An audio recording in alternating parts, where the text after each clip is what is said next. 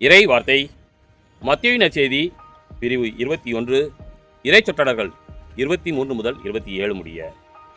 இயேசு கோவிலுக்குள் சென்று கற்பித்துக் கொண்டிருக்கும் போது தலைமை குருக்களும் மக்களின் முப்பர்களும் அவரை அணுகி, எந்த அதிகாரத்தால் நீர் இவற்றை செய்கிறீர்?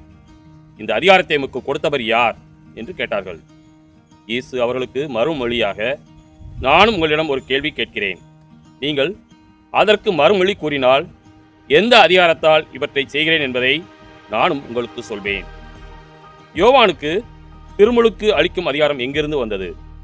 விண்ணகத்தில் இருந்தா, மனிதரிடம் இருந்தா என்று அவர் கேட்டார்.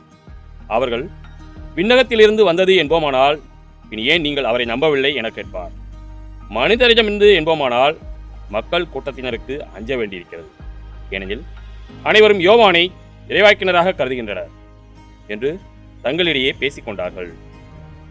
எனவே அவர்கள் இயேசுவிடம், எங்களுக்கு தெரியாது என்று பதிலுரைத்தார்கள்.